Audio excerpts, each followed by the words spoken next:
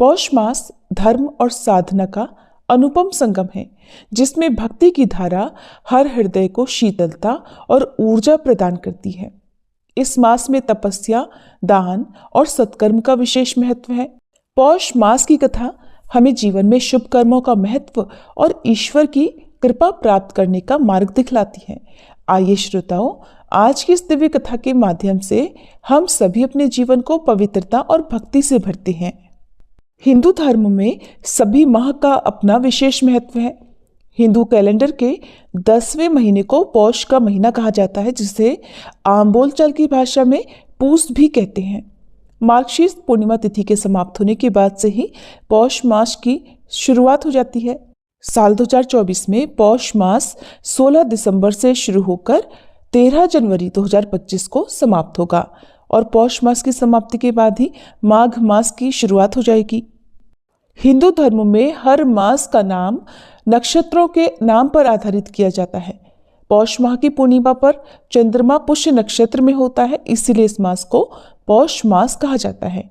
इस पवित्र मास में पिंडदान और तर्पण करने से पितरों का आशीर्वाद प्राप्त होता है। जीवन में सभी शुभ फलों की प्राप्ति होती है।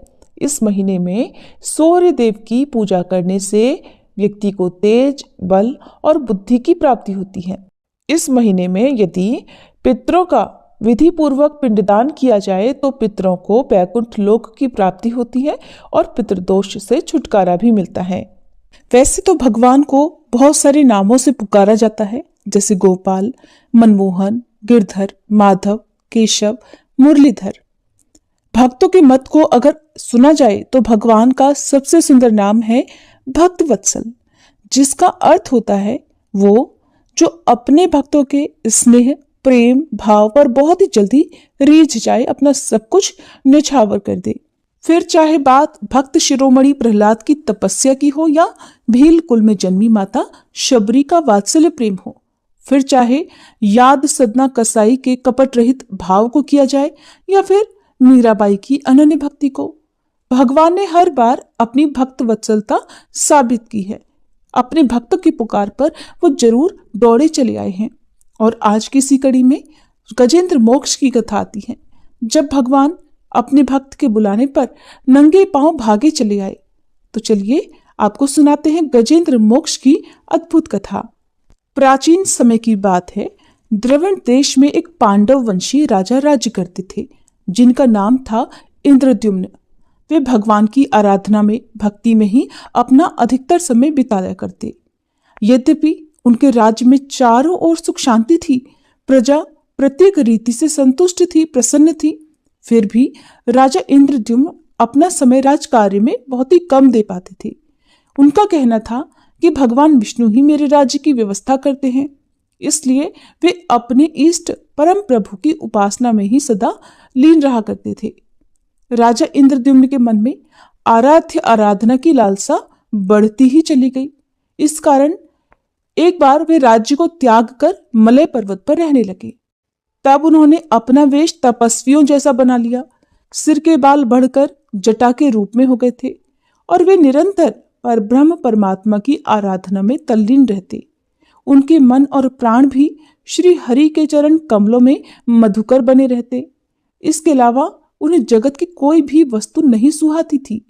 उन्हें राज, कोष, प्रजा तथा पत्नी आदि किसी प्राणी या पदार्थ की स्मृति ही नहीं होती थी, किसी की भी याद नहीं आती थी। एक बार की बात है, राजा इंद्रद्युम्न प्रतिदिन की तरह स्नानादि से निवृत्त होकर सर्वसमर्थ प्रभु की उपासना में लीन थे। उन्हें बाहरी जगत का कुछ भी ध्यान नहीं था। संयोग से उसी समय महर्षि अगस्त्य अपने समस्त शिष्यों के साथ वहां पहुंच गए, लेकिन न पाठ्य, न अर्घ्य, न स्वागत। मौन व्रती राजा इंद्रद्युम्न परम प्रभु के ध्यान में निमग्न थे, जिस कारण महर्षि अगस्त्य क्रोधित हो गए और उन्होंने क्रोधित होकर राजा इंद्रद्युम्न को शाप दे डाला कि इस राजा ने गुरुजनों से शिक्षा नहीं ग्रहण की है और अभिमानवश परोपकार से निवृत्त होकर यह मनमानी कर रहा है। ऋषियों का अपमान करने वाला ये राजा हाथी के समान जड़बुद्धि है, इसलिए इसे घोर अज्ञान में हाथी की योनि प्राप्त हो। महर्षि अगस्त्य भगवत भक्त इंद्रद्युम्न को ये शाप देकर वहां से चले गए राजा इंद्रद्युम्न ने भी इसे श्री भगवान का मंगलमय विधान समझकर प्रभु के चरणों में सिर रख दिया। क्षीराब्दी में 10 सहस्त्र योजन लंबा, चौड़ा और ऊंचा त्रिकुट नामक पर्वत था। वह पर्वत अत्यंत सुंदर और श्रेष्ठ था। उस पर्वतराज त्रिकुट की तराई में ऋतुमान नामक भगवान वरुण का क्रीड़ा कानन था। उसके चारों ओर सुंदर दिव्य वृक्ष सुशोभित थे। वे वृक्ष सदा ही पुष्पों और फलों से लदे रहते थे। उसी क्रीड़ा कानन ऋतुमान के पास में पर्वत श्रेष्ठ त्रिकुट के गहन वन में हथिनियों के साथ अत्यंत शक्तिशाली और अमित पराक्रमी गजेंद्र रहा करता था। एक बार की बात है, गजेंद्र अपने साथियों सहित प्यास लगने के कारण बहुत व्याकुल हो गया था। वह कमल की गंध से सुगंधित वायु को सूंघकर एक मन को लुभाने वाले विशाल सरोवर के तट पर जा पहुंचा। गजेंद्र ने उस सरोवर के निर्मल, शीतल और मीठे जल में प्रवेश किया। पहले तो उसने जल पीकर अपनी प्यास बुझाई, फिर उसी जल में स्नान कर उसने अपनी थकान दूर की। इसके बाद उसने जल क्रीड़ा आरंभ कर दी। वह अपनी सूंड में जल भरकर उसकी फुहारों से हथिनियों को स्नान कराने लगा। तभी अचानक गजेंद्र ने सूंड उठाकर चिल्लाना शुरू कर दिया। पता नहीं किधर से एक मगर ने आकर उस गजेंद्र का पैर पकड़ लिया था। गजेंद्र ने अपना पैर छुड़ाने के लिए अपनी पूरी ताकत लगा दी, लेकिन उसका वश नहीं चला। मगर के मुंह से उसका पैर नहीं छूट पाया। अपने स्वामी गजेंद्र को ग्रहग्रस्त देखकर हथिनियां, कलभ और अन्य जो गज वहां पर थे वो सभी व्याकुल हो गए। वे सूंड उठाकर चिंघाड़ने और गजेंद्र को बचाने के लिए सरोवर के भीतर बाहर दौड़ने लगे। उन्होंने पूरा प्रयास किया, लेकिन सफल नहीं हो पाए। वस्तुतः महर्षि अगस्त्य के शाप से राजा इंद्रद्युम्न ही गजेंद्र हो गए थे और गंधर्व श्रेष्ठ हुहु महर्षि देवल के शाप से ग्रह हो गए थे। वे भी अत्यंत पराक्रमी थे। दोनों के बीच इस प्रकार संघर्ष चलता रहा। गजेंद्र खुद को बाहर खींचता और वह मगर गजेंद्र को भीतर खींचता। सरोवर का निर्मल जल उनकी खींचातानी से गंदला हो गया। कमल दल क्षत विक्षत हो गए। जल के अंदर रहने वाले जल जंतु व्याकुल हो उठे। गजेंद्र और ग्रह का यह संघर्ष 1 सहस्त्र वर्ष तक चलता रहा। वे दोनों जीवित ही रहे। यह दृश्य देखकर देवगण चकित हो गए। अंततः एक दिन गजेंद्र का शरीर कमजोर पड़ गया। उसके शरीर में शक्ति और मन में उत्साह नहीं रहा, किंतु जलचर होने के कारण ग्रह की शक्ति में कोई कमी ही नहीं आई। उसकी शक्ति बल्कि और बढ़ गई। वह नवीन उत्साह से और अधिक ताकत लगाकर गजेंद्र को पानी के अंदर खींचने लगा। असमर्थ गजेंद्र के प्राण अब संकट में पड़ गए। उसकी शक्ति और पराक्रम का अहंकार चूर चूर हो गया। वह पूरी तरह से निराश हो गया। किंतु पूर्व जन्म की निरंतर भगवत आराधना के फलस्वरूप उसे भगवान की स्मृति हो आई। उसने निश्चय किया कि मैं कराल काल के भय से चराचर प्राणियों के शरण्य सर्वसमर्थ प्रभु की शरण ग्रहण करता हूं। इस निश्चय के साथ ही गजेंद्र मन को एकाग्र कर पूर्व जन्म में सीखे श्रेष्ठ स्तोत्र द्वारा परम प्रभु की स्तुति करने लगा। गजेंद्र की स्तुति सुनकर सर्वात्मा सर्वदेव रूप भगवान विष्णु प्रकट हो गए। गजेंद्र को पीड़ित देखकर भगवान विष्णु गरुड़ पर आरूढ़ होकर अत्यंत तेजी से उस सरोवर के तट पर जा पहुंचे। जब जीवन से निराश और पीड़ा से छटपटाते गजेंद्र ने हाथ में चक्र लिए गरुड़ पर विराजमान भगवान विष्णु को तीव्रता से अपनी ओर आते देखा, तो उसने कमल का एक सुंदर पुष्प अपनी सूंड में लेकर ऊपर उठाया और बड़े कष्ट से कहा, नारायण, हे जगत गुरु, हे भगवान, आपको नमस्कार है। गजेंद्र को इस प्रकार पीड़ित देखकर भगवान विष्णु गरुड़ की पीठ से कूद पड़े और गजेंद्र के साथ उस ग्रह अर्थात मगरमच्छ को भी सरोवर से बाहर खींच लाए और तुरंत ही अपने तीक्ष्ण चक्र से ग्रह का मुंह फाड़कर गजेंद्र को मुक्त कर दिया। ब्रह्मादि देवगण भी श्री हरि की प्रशंसा करते हुए उनके ऊपर स्वर्गिक पुष्पों की वर्षा करने लगे। सिद्ध और ऋषि महर्षि पर ब्रह्म भगवान विष्णु का गुणगान करने लगे, जय जयकार करने लगे। ग्रह दिव्य शरीरधारी हो गया। उसने श्री विष्णु के चरणों में सिर रखकर प्रणाम किया और भगवान विष्णु के गुणों की प्रशंसा करने लगा। भगवान विष्णु के मंगलमय वरद हस्त के स्पर्श से पाप मुक्त होकर अभिशप्त हुहु गंधर्व ने प्रभु की परिक्रमा की और उनके त्रैलोक के वंदित चरण कमलों में प्रणाम कर वह अपने लोक को चला गया। भगवान विष्णु ने गजेंद्र का उद्धार कर उसे अपना पार्षद बना लिया। गंधर्व, सिद्ध और देवगण उनकी लीला का गान करने लगे। गजेंद्र की स्तुति से प्रसन्न होकर भगवान विष्णु ने सबके समक्ष कहा, प्यारे गजेंद्र, जो लोग ब्रह्म मुहूर्त में उठकर तुम्हारी की हुई स्तुति से मेरा स्तवन करेंगे, उन्हें मैं मृत्यु के समय निर्मल बुद्धि का दान करूंगा। ऐसा कहकर भगवान विष्णु ने पार्षद रूप में गजेंद्र को साथ लिया और गरुड़ पर आरूढ़ होकर वे अपने दिव्य धाम को चले गए। ये थी गजेंद्र मोक्ष की कथा। अब सुनिए आज का अध्याय। एक बार देवर्षि नारद श्री नारायण जी के सम्मुख पहुंचे और नारायण नारायण कहकर उनसे विनम्र स्वर में इस प्रकार कहने लगे, हे भगवान, अब मैं गणेश खंड को, जो मनुष्यों के लिए संपूर्ण मंगलों का भी मंगल स्वरूप और गणेश जी के जन्म वृतांत से परिपूर्ण है, सुनना चाहता हूँ। हे जगदीश्वर, भला पार्वती जी के शुभ उदर से सूर्यश्रेष्ठ गणेश जी की उत्पत्ति कैसे हुई? किस प्रकार पार्वती देवी ने ऐसे पुत्र को प्राप्त किया? गणेश जी किसी देवता के अंश से उत्पन्न हुए थे, उन्हें जन्म क्यों लेना पड़ा? वे अयोनिस थे अथवा किसी गर्भ से उत्पन्न हुए थे? उनका ब्रह्म तेज कैसा था? वे कितने ज्ञानी थे और उनका यश कितना निर्मल था? जगदीश्वर नारायण, शंभु और ब्रह्मा जी के रहते हुए संपूर्ण विश्व में सबसे पहले उन्हीं की पूजा क्यों होती है? वे हाथी के मुख वाले, एक दंत और विशाल तोंद वाले कैसे हो गए? महाभाग, पुराणों में उनके रहस्यमय जन्म वृतांत का वर्णन किया गया है। आप उस परम मनोहर और अत्यंत विस्तृत चरित्र को पूर्ण रूप से वर्णन कीजिए, क्योंकि उसे सुनने के लिए मुझे परम कौतूहल हो रहा है। श्री नारायण ने कहा, नारद, मैं उस परम अद्भुत रहस्य का वर्णन करता हूँ, सुनो। वह पाप संताप का हरण करने वाला, संपूर्ण विघ्नों का नाश करने वाला, समस्त मंगलों का दाता, साररूप, निखिल श्रुतियों के लिए मनोहर सुखप्रद, मोक्ष का बीज और पापों का जड़ सहित नाश करने वाला है। दैत्यों द्वारा पीड़ित हुए देवताओं की तेज राशि से उत्पन्न हुई देवी ने दैत्य समुदाय का संहार कर डाला। फिर वे दक्ष की कन्या होकर प्रकट हुई।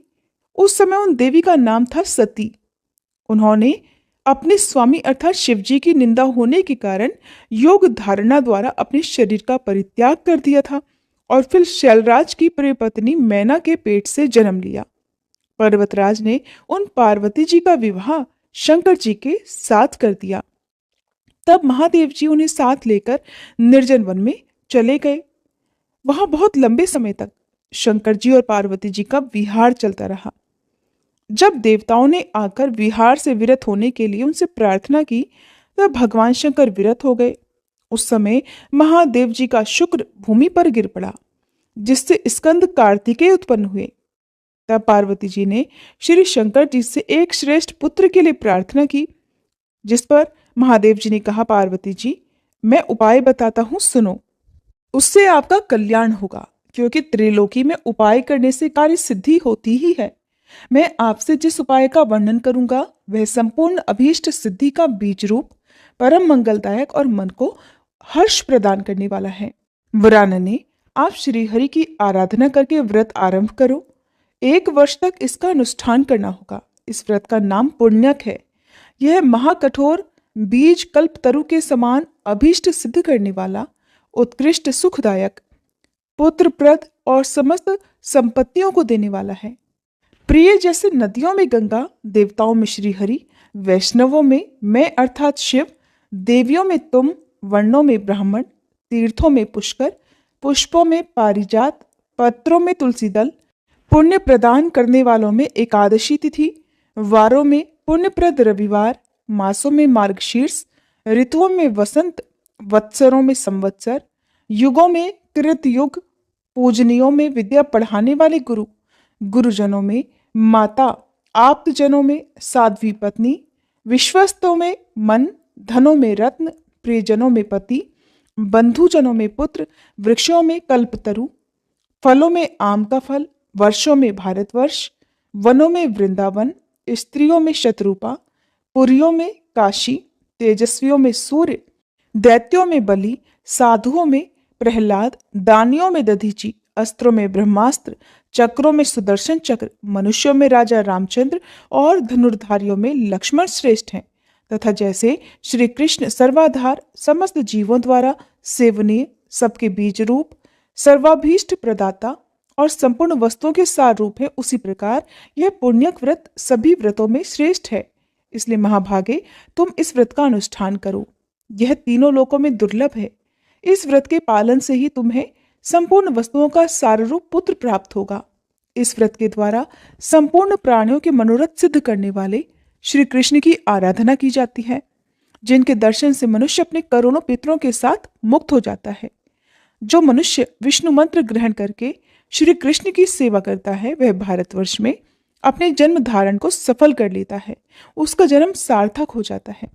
वह अपने पूर्वजों का उद्धार करके निश्चय ही वैकुंठ लोक को जाता है और श्री कृष्ण का पार्षद होकर सुखपूर्वक आनंद का उपभोग करता है।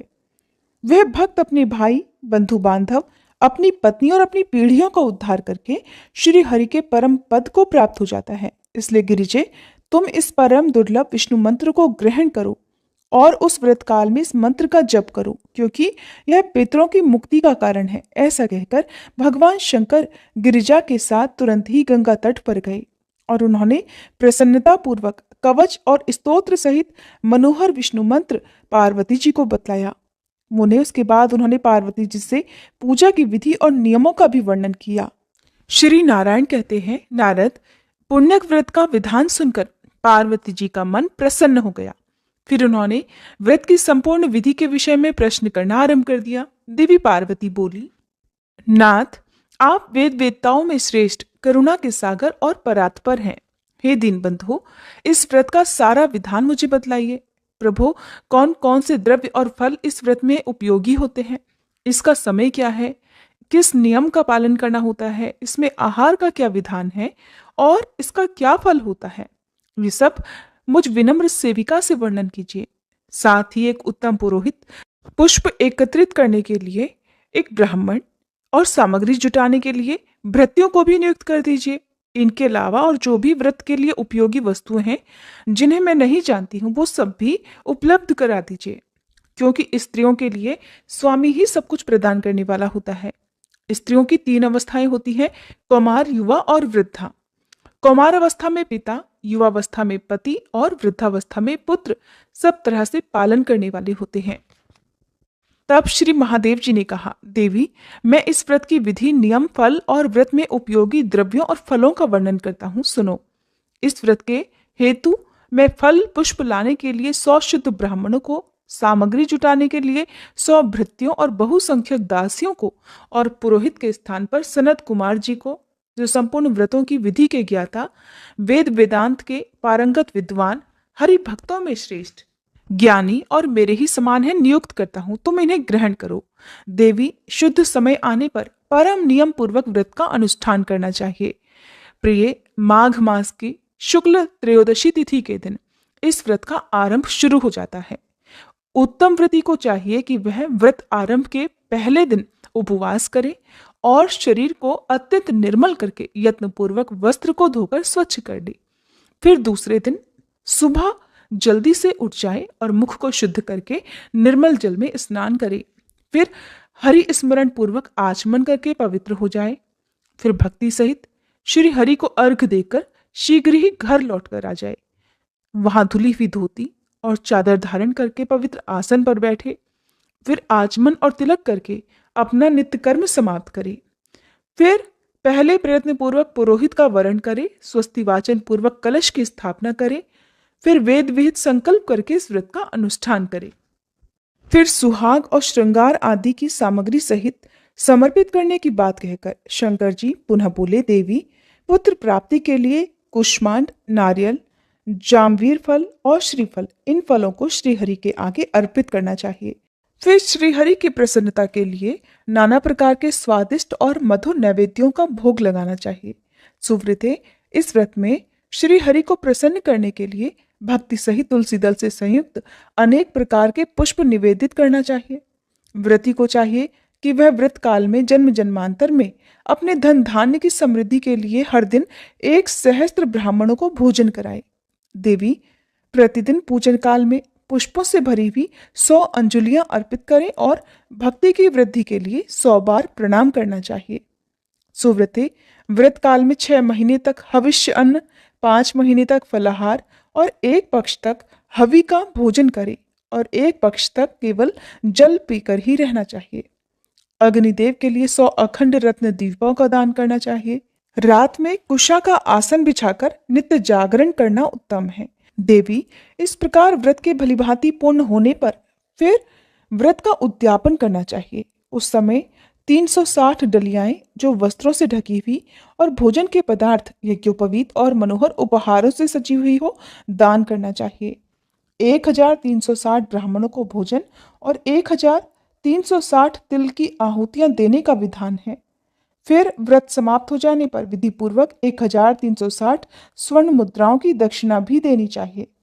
इसके अलावा व्रत समाप्ति के दिन दूसरी दक्षिणा भी बतलाऊंगा। देवी इस व्रत का फल यही है कि श्रीहरि में भक्ति दृढ़ हो जाती है। श्रीहरि के समान तीनों भवनों में विख्यात पुत्र उत्पन्न होता है और सौंदर्य, पति सौभाग्य, ऐश्वर्य और अतुल धन की प्राप्ति भी होती है। इसलिए हे देवी, आप भी इस व्रत का अनुष्ठान करो, साध्वी आपको पुत्र उत्पन्न होगा। ऐसा कहकर भगवान शिव मौन हो गए। हरे कृष्णा। आज के अध्याय में बस इतना ही। कथा को अंत तक सुनने के लिए आप सभी का बहुत बहुत आभार। अब सुनिए श्री सूर्य चालीसा पाठ, जो कि आप हर दिन वीडियो के अंत में लगातार सुनेंगे। श्री रवि हरत हो घोरतम, अगणित किरण पसारी, वंदन करूं तब चरणन में, अर्घ देऊं जलधारी। सकल सृष्टि के स्वामी हो, सचराचर के नाथ, निस दिन होत तुमसे ही, होवत संध्या प्रभात। जय भगवान सूर्य तमहारी, जय खगेश दिन कर शुभकारी। तुम हो सृष्टि के नेत्र स्वरूपा, त्रिगुणधारी त्रैवेद स्वरूपा। तुम ही करता पालक संहारक, भुवन चतुर्दश के संचालक। सुंदर बदन चतुर्भुजधारी, रश्मि रथी तुम गगन विहारी। चक्र शंख अरु श्वेत कमल धर, वर मुद्रा सोहत चोटे कर। शीश मुकुट कुंडल गलमाला, चारु तिलक तब भाल विशाला। सप्त अश्वरथ अति द्रुतगामी, अरुण साथी गति अविरामी। रक्त वरुण आभूषण धारक, अति प्रिय तोहे लाल पदारथ। सर्वात्मा कहे तुम्हें ऋग्वेदा, मित्र कहे तुमको सब वेदा। पंचदेवों में पूजे जाते, मनोवांछित फल साधक पाते। द्वादश नाम जाप उद्धारक, रोग शोक अरु कष्ट निवारक। माँ कुंती तब ध्यान लगायो, दानवीर सूत कर्ण सो पायो। राजा युधिष्ठिर तब जस गायो, अक्षय पात्र वो वन में पायो। शस्त्र त्याग अर्जुन अकुरायो, बन आदित्य हृदय से पायो। विंध्याचल तब मार्ग में आयो, हाहाकार तिमिर से छायो। मुनि अगस्त गिरि गर्व मिटायो, निज तप बल से विंध्य नवायो। मुनि अगस्त तब महिमा गाई, सुमिर भये विजयी रघुराई। तोहे विरोग मधुर फल जाना, मुख में ली नहीं तोहे हनुमाना। तब नंदन शनिदेव कहावे, पवन के सूत शनि तीर मिटावे। यज्ञ व्रत स्तुति तुम्हारी कीन्ही, भेंट शुक्ल यजुर्वेद की दीन्ही। सूर्यमुखी खरितर तब रूपा, कृष्ण सुदर्शन भानु स्वरूपा। नमन तोहे ओंकार स्वरूपा, नमन आत्मा अरुकाल स्वरूपा। दिग दिगंत तब तेज प्रकाशे, उज्ज्वल रूप तुम्ही आकाशे। दश दिगपाल करत तब सुमिरन, अंजलि नित्य करत हैं अर्पण। त्रिविध ताप हरता तुम भगवन, ज्ञान ज्योति करता तुम भगवन। सफल बनावे तब आराधन, गायत्री जप सरल है साधन। संध्या त्रिकाल करत जो कोई, पावे कृपा सदा तब वोही। चित शांति सूर्यास्तक देव, व्याधि अपाधि सब हर लेवे। अष्टदल कमल यंत्र शुभकारी, पूजा उपासना तब सुखकारी। माघ मास शुद्ध सप्तमी पावन, आरंभ हो तब शुभ व्रत पालन। भानु सप्तमी मंगलकारी, भक्तिदायिनी दोषणहारी। रविवासर जो तुमको ध्यावे, पुत्रादिक दुख वैभव पावे। पाप रूपी पर्वत के विनाशी, व्रज रूप तुम हो अविनाशी। राहु आन तब ग्रास बनावे, ग्रहण सूर्यता को लग जावे। धर्म दान तब करते हैं साधक, मिटत राहु तब पीड़ा बाधक। सूर्य देव तब कृपा कीजे, दीर्घ आयु बल बुद्धि दीजे। सूर्य उपासना कर नित ध्यावे, कुष्ठ रोग से मुक्ति पावे। दक्षिण दिशा तोरी गति जावे, दक्षिणायन वो ही कहलावे। उत्तर मार्गी तोरो रथ होवे, उत्तरायण तब वो कहलावे। मन और वचन कर्म हो पावन, संयम करता भलित आराधन। भरतदास चिंतन करत घर दिन कर तब ध्यान, रखियो कृपा इस भक्त पे तुम्हारी सूर्य भगवान। प्रेम से बोलिए सूर्य नारायण भगवान की जय। अगर आपको कथा अच्छी लगी हो तो वीडियो को लाइक जरूर कीजिएगा।